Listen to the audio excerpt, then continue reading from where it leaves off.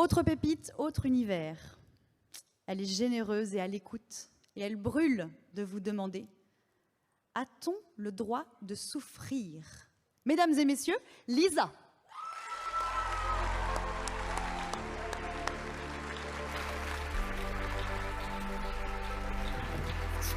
Non, c'est pas grave. Frérot, c'est pas grave. On vous croyait inséparable. Tout le monde est passé par là. Dans les parages, l'honneur ne montrera jamais.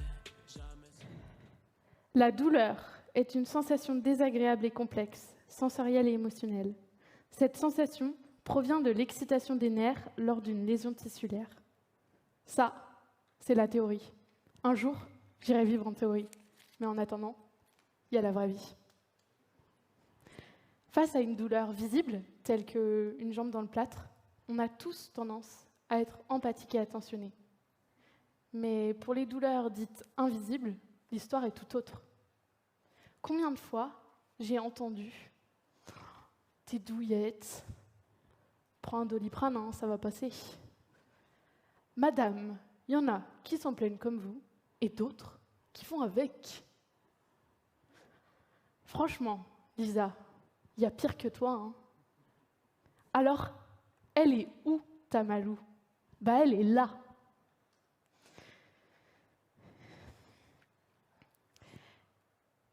N'y a-t-il pas une part d'éducation dans tout cela?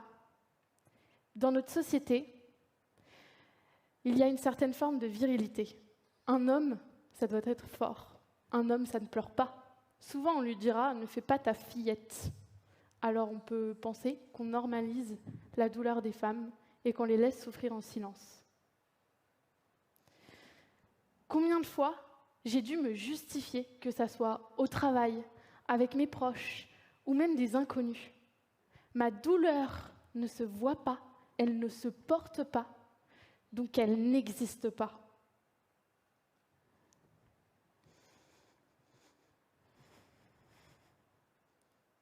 Aujourd'hui, j'ai mal. J'ai mal tous les jours. Les médecins, mais aussi mes proches, me disaient que je stressais trop. Alors je me disais que c'était de ma faute si j'avais mal. 9 ans d'errance médicale. C'est tant d'années à essayer que les gens me prennent au sérieux. La douleur a un coût en temps, en énergie, en recherche de solutions et en déception. Encore aujourd'hui, je suis obligée de prendre des opiacés, dont je suis peut-être addict, et qui ne stoppent même pas mes douleurs. Et oui, ma mère est encore obligée de nettoyer mes vomis pendant que ma sœur me lève les jambes, les pieds dans ma pisse. Parfois, je me sens comme dans une cage dont personne n'a de panneau d'information pour comprendre ce qui s'y passe. Je me sens seule, triste et incomprise. Toutes ces petites réflexions font que je ne me sens pas à ma place. Alors je me suis habituée à aller au travail, à rentrer épuisée, sans rien dire, à plus voir mes proches et qui se demandent où je suis ou surtout les efforts que je ne fais pas. On pourrait croire qu'à force de crises successives, on apprivoise la douleur, qu'elle devient plus facile à gérer. L'expérience m'en a démontré le contraire. Il y a aussi une forme d'isolation dans cette douleur. On est inséparables toutes les deux, on vit quotidiennement ensemble. Elle vient quand elle a envie, c'est open bar, même au volant de ma voiture. Parfois, j'ai envie d'hurler. Bordel! Je suis tellement forte de me lever chaque jour et de dire à moi et aux autres que ça va. Alors oui, je suis forte, parce qu'aujourd'hui, j'apprends à vivre avec elle et j'ai envie de profiter pleinement de la vie de jeune femme qui s'offre à moi. Alors je me passionne partout et je me lance avec dynamisme dans plein de projets, mais parfois, ça donne plutôt ça. Ouais. Alors au final, je vis avec elle, on fait qu'un, toutes les deux. Mais parfois, j'en viens à me demander pourquoi on n'accepte pas la douleur d'autrui? Pourquoi ça met mal à l'aise les autres? Pourquoi on ne dit pas les choses telles qu'elles sont vraiment? Pourquoi les médecins, mais aussi mes proches, paraissent si démunis? Au final, j'ai juste besoin qu'on me dise quand j'ai mal, je suis là pour toi, qu'est-ce que je peux faire pour toi?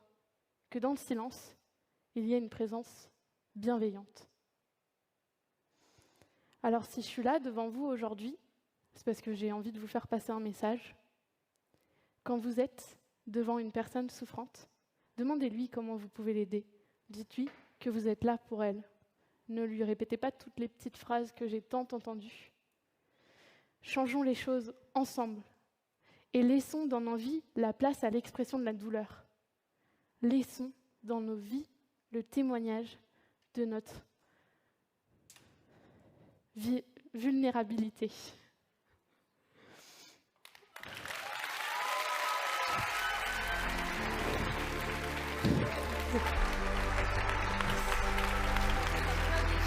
Non, c'est pas grave.